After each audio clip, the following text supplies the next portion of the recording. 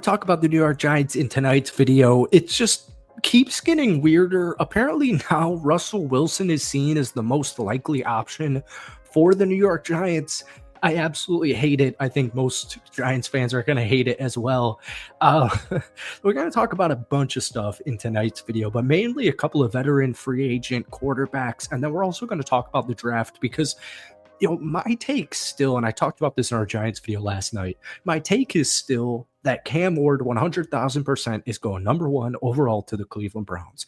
And number two, Tennessee Titans. And number two, Shedeur Sanders will be a Cleveland Brown. So I think the first two picks will be a quarterback. But now, because of the combine, I'm seeing Shedeur Sanders go like pick number 20 to the Pittsburgh Steelers. I'm seeing him go like in the second round. I just did a PFF mock draft, and I took Shedeur Sanders for the Giants at pick number 3, but I had to scroll all the way to the second page. He was like their 45th ranked prospect. So I don't buy that for a second.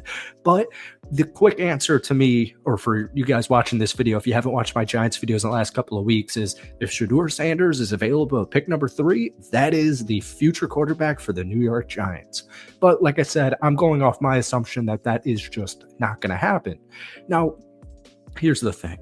I said this in yesterday's video. I think Jackson Dart would be the answer. I would go out there, and I was really surprised how many Giants fans hated what I'm about to say, but I would go out there and sign Aaron Rodgers to a 1-year contract and let Jackson Dart sit behind Mr. Aaron Rodgers. No matter, like, here's a question to everyone who said I would stop watching football if the Giants signed Aaron Rodgers. Would you rather have a rookie QB and Jackson Dart, et cetera, sit behind Aaron Rodgers? Or would you rather watch a full season of Russell Wilson? That's just my question to you guys, all right? But before we get any further into tonight's video, hit that like button, hit that sub button for me. We're pretty much posting daily New York Giants content. I love you guys. You guys are so supportive. You guys are so engaging. I appreciate it very much. So pretty much daily Giants content at this current point. So obviously the Giants did not land Matthew Stafford. Still never really understood that. But Connor Hughes of SNY reported Sunday that New York hopes to land the number 1 pick from the Tennessee Titans and use that to select a quarterback. All right. Now, he actually paired him with Aaron Rodgers, Sam Darnold, and Russell Wilson, as well as potential options, although he cited multiple sources said that the latter, which was Russell Wilson, would be the most likely outcome. Now, obviously, as we remember, at his best, Russ was the dude. He was dangerous. A non-cringy dangerous over in Seattle.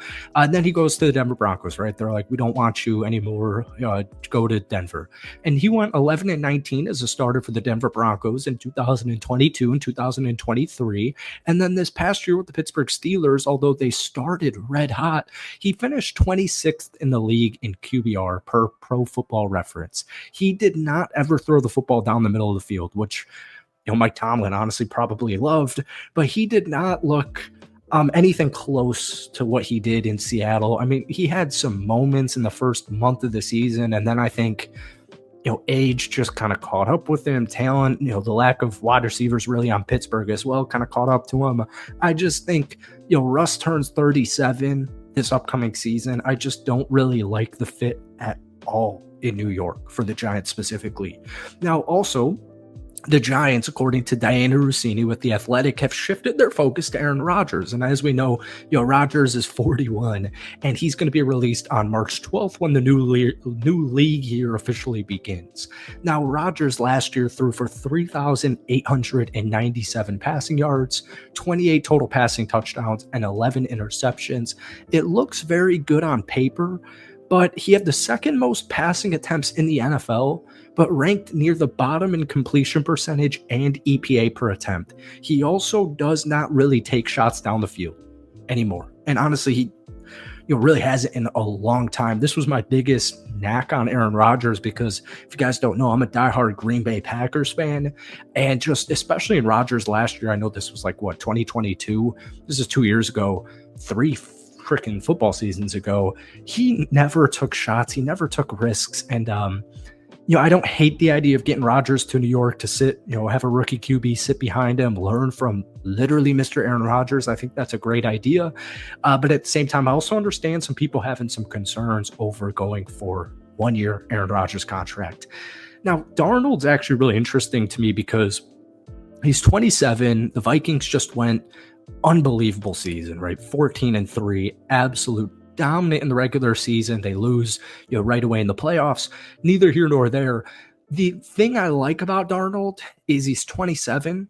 And I do think if you're not getting the QB at pick number 3, I do think a guy like Sam Darnold is a decent idea. The only thing is, draft's not for 2 more months.